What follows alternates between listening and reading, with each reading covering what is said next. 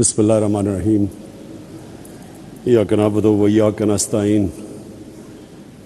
اب ڈاکٹر الیاس، مجھے یہ آپ نے یہ مسجد میں تالیاں تو آپ بجا نہیں سکتے، لیکن مجھے یہی نہیں پتہ چلے گا کہ آپ کو میری باتیں پسند آئی ہیں نہیں آئیں۔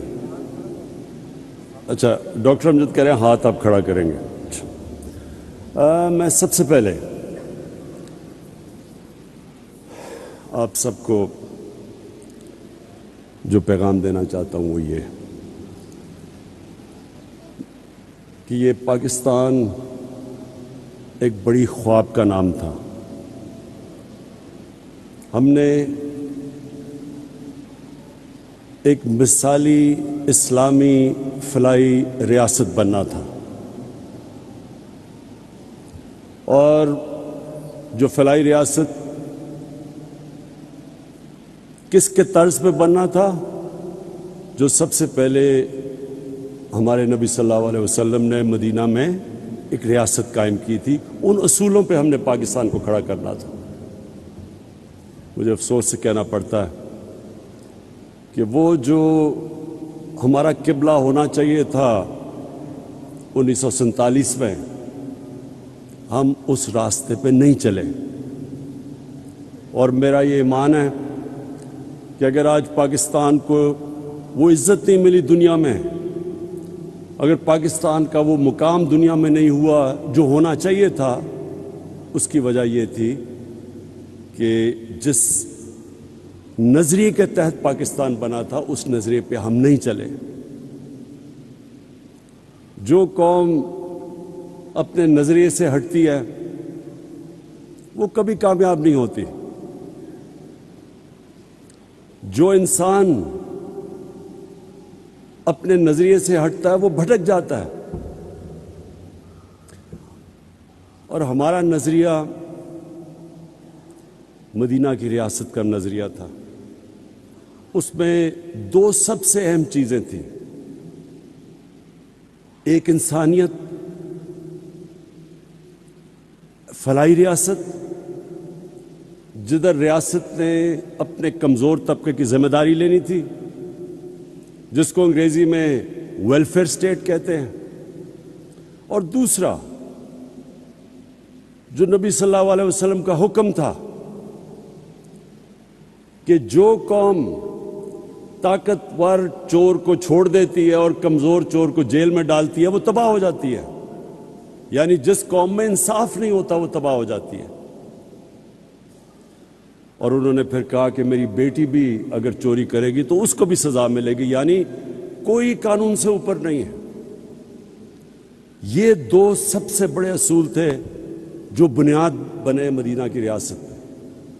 اور بھی تھے، میریٹوکریسی تھی، خواتین کو پہلی دفعہ جائیداد میں حق دیا گیا،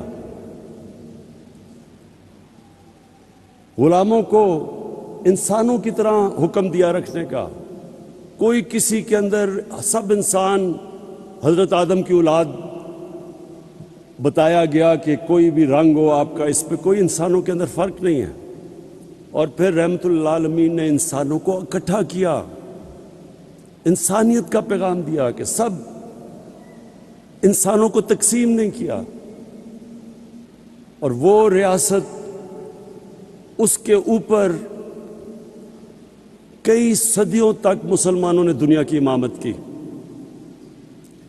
آج مجھے افسوس سے کہنا پڑتا ہے کہ جن اصولوں پہ انہوں نے مدینہ کی ریاست کھڑی کی تھی، آپ کو وہ اصول وہ لوگ جو مسلمان نہیں ہیں ان ریاستوں میں نظر آتے ہیں۔ میں ساری دنیا گیا ہوں، میں آپ کو یقین دلاتا ہوں کہ سوئٹزرلینڈ، نیوزی لینڈ، اسکینڈینیویا، ان ملکوں میں آپ چلے جائیں آپ کو زیادہ اسلام نظر آئے گا، وہ قریب ہیں ان کے مدینہ کی ریاست کے اصولوں پہ۔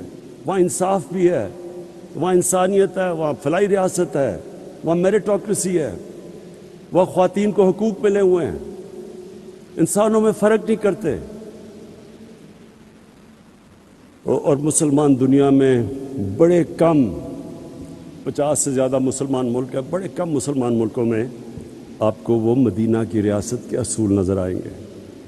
اسی لیے میں انشاءاللہ کل آغاز کر رہا ہوں رحمت للعالمین اتھارٹی کا، اور صرف میرا مقصد یہ ہے کہ اب ہمارے بچے کو سمجھ آئے کہ نبی صلی اللہ علیہ وسلم کا پیغام کیا تھا، سیرت نبی کیا تھی، سب کو پتہ چل جائے۔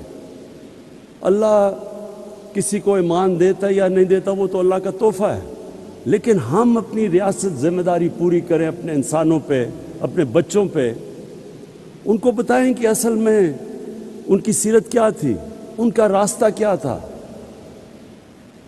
تو آج جو ہم یہاں جمع ہوئے ہیں اس کا مقصد ایک ہے کہ ہم اس فلاحی ریاست کے راستے پہ چلے جائیں، اور اس کے لیے میں سب سے پہلے تو آج اپنی قوم کا شکریہ ادا کرتا ہوں، اور ایف بی آر کا بھی، کہ انہوں نے پہلی دفعہ پاکستان میں اتنا زیادہ ہم نے ٹیکس اکٹھا کیا، ہم نے ریکارڈ ٹیکس اکٹھا کیا پاکستان میں، اور اس کی وجہ سے میں نے پرسوں، جبکہ دنیا میں قیمتیں اوپر جا رہی ہیں، تیل کی، بجلی کی، 5 روپے یونٹ بجلی کی قیمت کم کر دی ہے، اور 10 روپے لیٹر تیل اور ڈیزل کی قیمت کم کر دی ہے، کیونکہ ہمارے پاس پیسہ زیادہ آیا ہے۔ تو میں اپنی قوم کو کہتا ہوں کہ آپ جتنا زیادہ ٹیکس دیں گے وہ سارا ٹیکس میں لگاؤں گا اپنے نیچے لوگوں کو اوپر اٹھانے کے لیے، لوگوں کے بوجھ کم کرنے کے لیے، مہنگائی کم کرنے کے لیے۔ یہ میں آپ سے میرا وعدہ ہے، وہ کہیں اور پیسہ نہیں جائے گا، وہ صرف آپ کے اوپر لگے گا، جس طرح ہمارا ٹیکس بڑھتا جائے گا۔ اب یہ میں آج کامیاب پاکستان کا پروگرام ہے، ہم نے 45 لاکھ خاندانوں کو اس پروگرام میں لے کے آئے ہیں۔ 45 لاکھ خاندان شروع کیا تھا ہم نے پختونخوا سے، اور آزاد کشمیر، گلگت بلتستان، پھر جو ہمارے کمزور علاقے پنجاب کے، ساؤتھ پنجاب میں، اور تھرپاکر سندھ میں، بلوچستان میں، لیکن اب سارے پاکستان میں ہم یہ پروگرام لے کے آ رہے ہیں۔ جس طرح بھی ڈاکٹر امجد نے کہا، اور ڈاکٹر امجد میں آپ کی جتنی بھی تعریف کروں وہ کم ہے، آپ وہ انسان ہیں جو سمجھ گئے ہیں زندگی کا مقصد، کہ اللہ تو اس کو آخرت میں اس کو نوازتا ہے جو انسانیت کے لیے کچھ کرتا ہے۔ تو آپ نے جو بھی بتایا کہ اس کا مقصد کیا ہے، ہمارے جو 45 لاکھ خاندان ہیں جو سب سے نیچے ہیں، ایک گھر میں اگر شہر میں ہے تو 5 لاکھ روپیہ سود کے بغیر قرضہ اپنا کاروبار شروع کرنے کے لیے، اگر دیہات میں ہے تو 3.5 لاکھ سود کے بغیر قرضہ کسان اپنی زمین پہ لگائے، اور 20 لاکھ سود کے بغیر قرضہ اپنا گھر بنانے کے لیے۔ اور پھر ایک اسی خاندان میں اگر ٹیکنیکل ایجوکیشن، ایک فرد کو ٹیکنیکل ایجوکیشن دے تاکہ وہ ہنر سیکھے اور اپنے لیے کما سکے گھر پہ۔ اور اب تو آئی ٹی ایک ایسا شعبہ ہے، انفارمیشن ٹیکنالوجی، کہ آپ 6 مہینے 12 مہینے میں ایک بچے کو ٹرین کر سکتے ہیں، وہ آئی ٹی سیکھ سکتا ہے، پروفیشنل پیسے کما سکتا ہے۔ اور اب تک ہم جتنا پیسہ دے چکے ہیں، میرے خیال میں 2.5 ارب ہے۔ ہم جو آگے دینے جا رہے ہیں پیسہ دونوں اگلے سال تک، وہ 1000 ارب ہے۔ 1000 ارب روپے کے قرضے دیں گے یہی 45 لاکھ خاندانوں کو، اور پھر اس کو بڑھاتے جائیں گے۔ مقصد یہ ہے کہ لوگ خود اپنے پیر پہ کھڑے ہوں، ہنر سیکھیں، کاروبار کریں۔ حکومت کے پاس تو کبھی بھی اتنا پیسہ نہیں آئے گا کہ نوکریاں سب کو دے دے۔ 22 کروڑ عوام ہے، حکومت کے پاس تو اتنے وسائل نہیں ہوں گے، تو لوگوں کو مدد کر رہے ہیں کہ وہ اپنے پیر پہ کھڑے ہو سکیں، اپنا کاروبار، ہنر سیکھ سکیں، اور کسانوں کے لیے خاص طور پہ کہ سود کے بغیر قرضے ملیں تاکہ وہ اپنی زمین کے اوپر لگا سکیں اور اپنی آمدن بڑھا سکیں۔ اور پھر سب سے بڑی بات، گھر۔ یہ ایک انسان کی سب سے بڑی خواہش ہوتی ہے کہ میرے اپنی چھت ہو، لیکن ہمارے ملک میں اتنا مہنگا ہے گھر بنانا، اور بینک ابھی تک قرضے ہی نہیں دیتے تھے چھوٹے لوگوں کو، تنخواہ دار طبقہ، ان کے پاس کبھی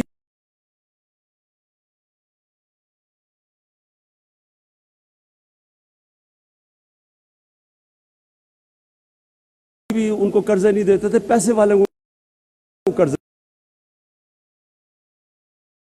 گھر بنانے کے لیے۔ تو یہ کوشش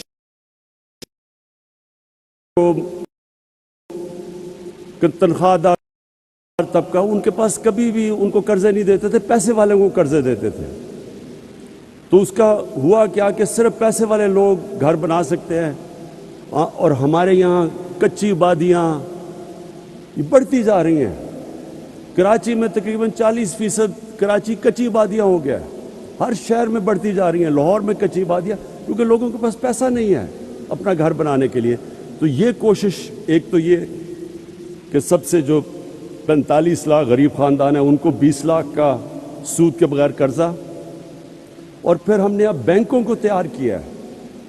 پہلی دفعہ پاکستان میں بینک اب تنخواہ دار اور اس طبقہ جو کرائے کے گھر میں رہ رہا تھا، اسی کرائے کے اندر وہ قسطیں دے کے اپنا گھر لے سکتا ہے۔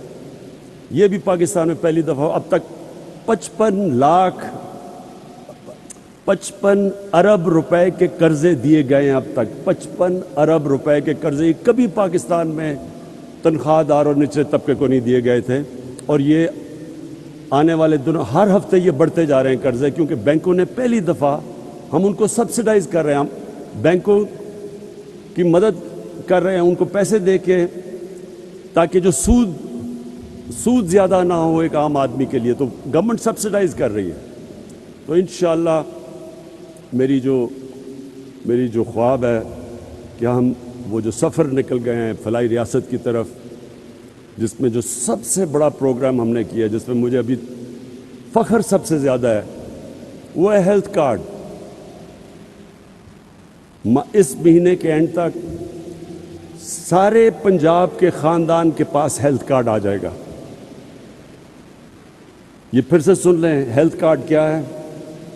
10 لاکھ روپے کی ہیلتھ انشورنس ہر پنجاب، پختونخوا، آزاد کشمیر، گلگت بلتستان، بلوچستان، ہر خاندان کے پاس 10 لاکھ روپے کا ہیلتھ انشورنس ہوگی۔